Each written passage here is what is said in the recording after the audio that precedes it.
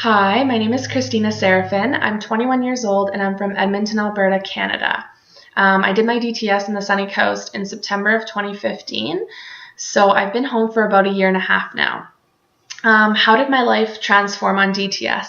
My life completely transformed on DTS. I was just starting to get to know the Lord before I left on my trip to the Sunny Coast.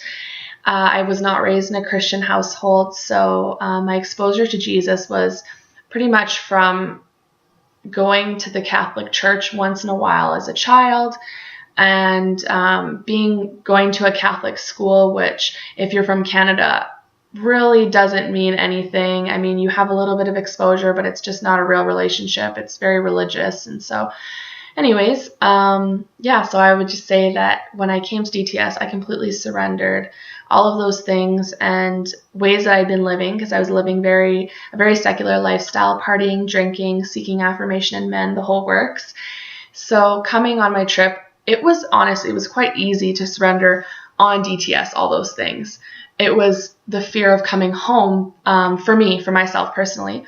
That was a struggle because I knew I didn't have social support at home. I knew that my parents, at the time, I felt that my parents weren't going to support me, even though they do now. And I didn't have friends, so that was a huge thing. I knew I didn't really have, I wasn't plugged into a church, so I had those fears coming home. But those are things that God definitely worked out for me, but it is something that you have to try for. It's not something you're not going to come home and it's just going to be dropped. You're just going to all of a sudden be in this amazing community. No, you really have to work for it, and that's something that you will see the fruit from. But anyways, how would I encourage students entering DTS? A word of advice, there's a couple that I just have been pondering on.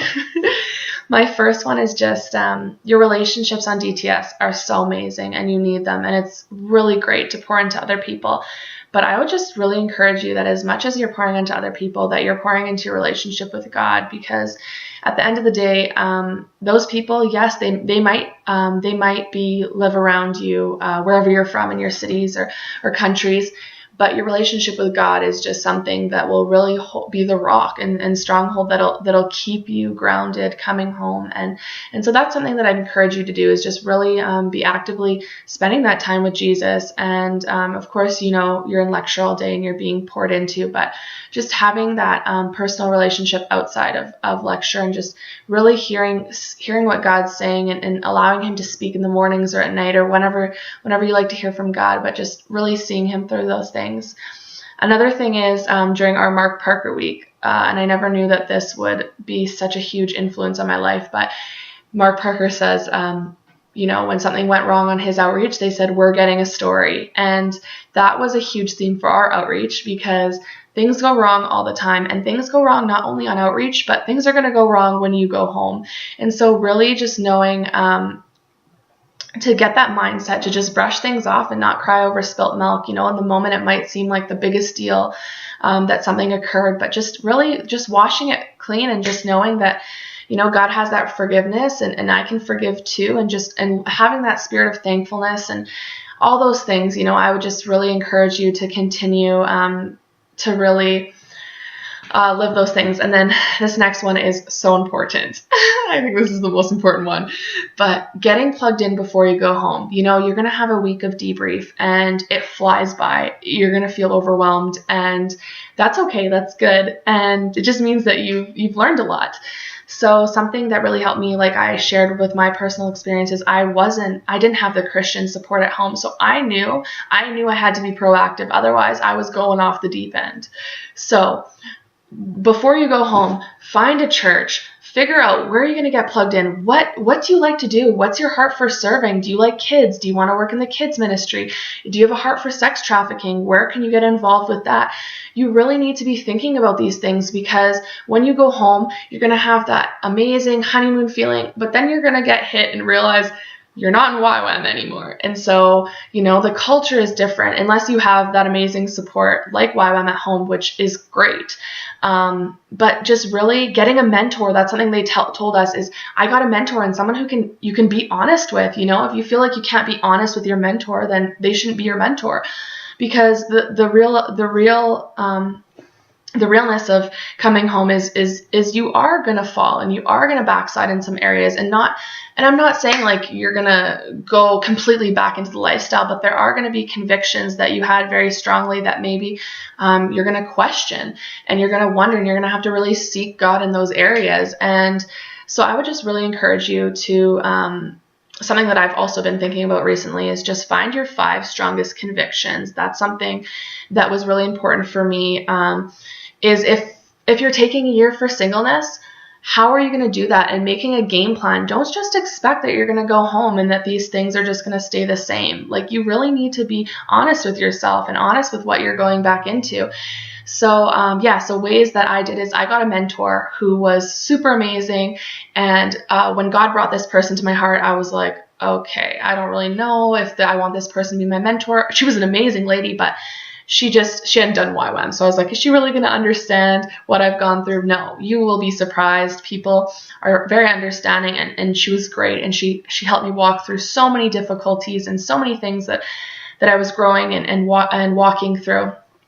Another thing would just be that every time you fall, this is something that a girl told me before I went on my DTS, is do not allow Satan to keep you while you're down, because when you fall, that is okay. Get back up and keep trekking towards the Lord. But it's in those moments when we feel that condemnation and shame that keep us in that area, and then we're like, oh, it's too late. I would just really encourage you that in those times when you fall, just know, like, Satan, get behind me. That's just a joke that me and my friends say, but honestly, Satan, get behind me. And you know what? You get up and you keep trekking towards the Lord, because it's okay to fall, and it's okay to not be perfect. And that's something that I had to really work through after DTS, is the whole striving factor is that God loves you no matter what, and it's going to be a constant thing for us. But yeah, I would just encourage you to really make a game plan and see where your heart is, see where you want to be plugged in. How am I being a world changer to this day? I came home and immediately I had the travel bug, so I thought, God, I'll stay here for a while, but then I'm off again, and God just really planted me. He gave me this amazing opportunity. I work in one of the mega churches here in Canada as a nursery and child coordinator, so I'm working with kids, which is something that God really softened me to. And then I also run a prayer group once a month in my house, for people to just come and intercede and pray over our nation. And that's something that I've really been growing in, because intercession was something that was really hard for me in DTS. And so it's really good to keep pressing on in those areas that are hard for you.